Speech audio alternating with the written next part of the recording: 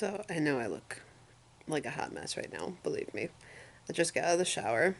This is how I'm starting the vlog, apparently. I had a whole plan today of stuff I was going to shoot, stuff I want to show you guys. I had this really cool tie-dye kit that I got in the mail from a subscription box that I wanted to do with you guys, and then got out of the shower, tied my hair up because it's curly and this is what you do with curly hair. And then my Meniere's disease decided to act up.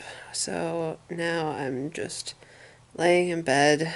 I've got some Vernors, just waiting for this vertigo and dizziness to pass. And normally it only lasts like 10 minutes. And I've been laying here for about half an hour, which is not great, especially since Dave is at work right now, so I don't have anybody here to like help me if I fall over. So yeah, this is gonna be a fun afternoon. So all my plans to film, and I have some videos I need to edit and some work stuff I need to do, and I am probably just gonna get nothing done. So I guess I'm gonna lay here with you guys for a little bit. So for those of you who don't know, I have something called Meniere's disease. It causes my hearing loss, which is why for a long time now I have worn a hearing aid in my right ear because I pretty much can't hear anything out of it. It causes dizziness, vertigo, complete deaf spells, so there can be times where my hearing just completely disappears and it's kind of like the world's on mute, which is weird.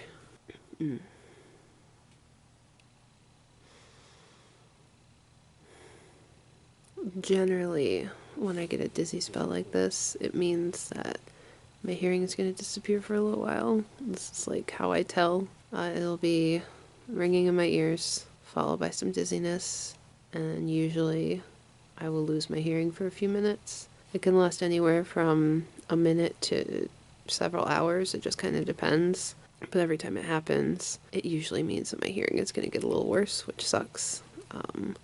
And I haven't had one of these spells in probably a year, which has been really nice because they suck. Like, you just feel nauseous and shitty, and all you want to do is just lay here and wait for it to pass. So hopefully this disappears soon because I would like to get some stuff done today. I feel like I'm exposing myself quite a bit. I don't like to show when this happens because it's a little bit incapacitating. Whenever we as human beings are at our weak points is generally when we don't want people who aren't our close family and friends to see us. This disease is pretty rare. There's not a lot of people that have it, more than I thought, but it's still pretty rare. So if making this can kind of show people what it's like and help somebody out there who has it, then I'm okay with looking like crap on camera. But I think I'm going to shut my eyes here for a little bit. See if that helps, and I'll check back in a little bit if I'm feeling better.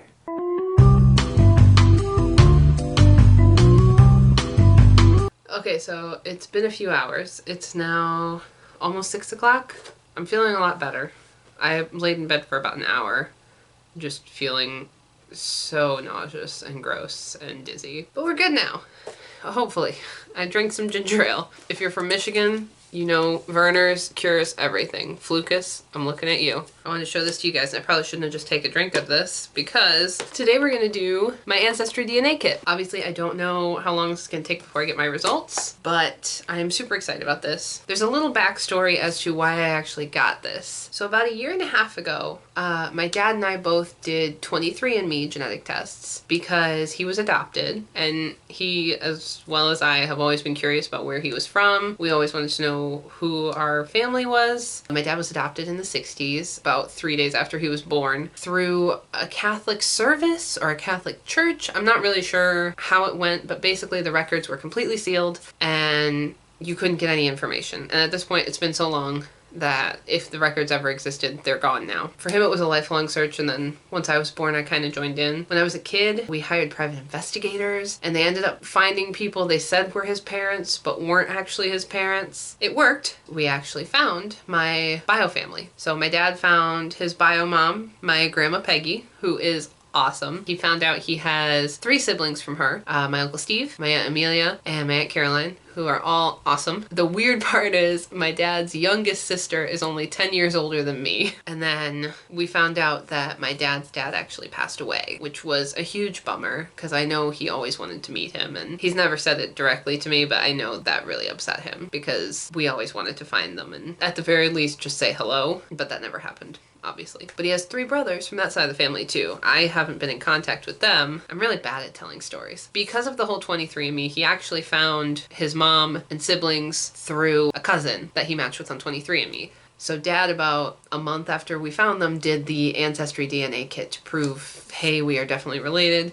And yep, they are. A year down the road, I want to do it too, because not only do I want to be able to kind of look at our whole family history because it's all neatly in one place, but I also want to be able to do some more research on my mom's side of the family. My granddad was from Scotland. My nana was from England. My granddad always said his family came originally from Sligo in Ireland. So we kind of wanted to trace back and do some research. We tried to do a little bit when my mom and I were in Scotland last year, and it kind of turned into a dead end because we didn't really plan very well. But they have the whole World Explorer thing on Ancestry where if you get the DNA kit for like an extra $1, I can have access to worldwide information. So I'm hoping that doing this test will help me A, find more family, which would be cool because we lost contact with a lot of that family when my grandparents died, and B, be able to do just a little more research on where we're from, because rumor has it we are apparently somehow related to the 2nd president of Ireland.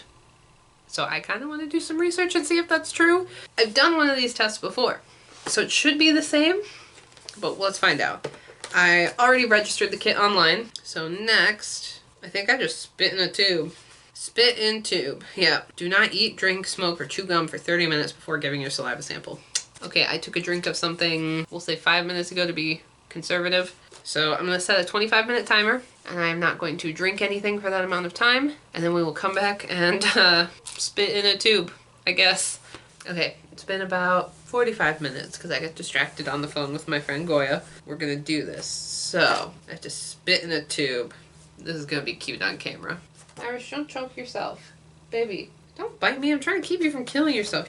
So I have to spit into this tube up to here, like the wavy line. And then I take the funnel off and I add this solution to it. And it's supposed to stabilize my spit. And then you shake it. I gotta think of things that make my mouth water. Pizza, ice cream, mac and cheese, Dave's barbecue sauce. That should do it. Warning. There's a warning on here. Do not ingest the stabilizing solution in the tube cap. Oh my god, that's funny. We're gonna take this off. This can be pitch. I'm gonna show you guys. Okay. Hang on. It's not, it didn't pour in. What am I doing wrong? Am I just bad at this? Shaking vigorously. It smells like fluoride. It smells like what you get, maybe not fluoride, but it smells like a dentist office, which makes me uncomfortable. So now it's all shaked up. That's my spit. Sexy, right? So now we leave that lid on, put the whole thing in the bag, and then it goes in the mail. They keep having like different alarming things on the different pieces, being like, don't forget to activate your code so that we know it's you, otherwise you can't access your sample. And it's like, how many people do you think they have DNA of that just didn't activate their stuff properly and they're never gonna be able to know their answers? Or they had to get a second one? Bam, just like that. My DNA is in this box to be mailed. Exempt human specimen. So this will get mailed tomorrow, and then in a few weeks, hopefully we can do some compare and contrast. My goal is to kind of show you guys side by side, you know, my 23andMe that I got last year versus my Ancestry I'm getting now. And hopefully it'll shed some light on a few things and get more information on where I'm from and who my family is, which would be really cool. This will be really fun. I'm excited to share this with you guys and we can go on this little journey together. Something else I want to do at some point is share with you guys my dad's story, how he found our family, because they are amazing people and there was just this instant connection when we all met. I immediately felt like, oh my god, this is my family. We all just clicked. We were all so comfortable with each other right away. I feel like I've known them my whole life, and I've only known them for a year. If you guys are watching, I'm just so thankful for all of you, and I'm so glad that we got to meet. And yeah, that's it for this video, guys. Sorry that it started on kind of a rough note. It's been a weird day, but hopefully having my little Meniere's outburst today means that I won't have one for a long time, because it was about a year between symptoms, which is nice. And I don't feel any deafer afterwards, which is probably a good thing, but you know, who knows. But that is it for this video. Don't forget to subscribe to follow this little journey as we find out what I am, who I'm made of. That's, you know what I'm trying to say. And we'll kind of go on this journey together, and it'll be super exciting. So thank you guys so much for watching. I will see you next time.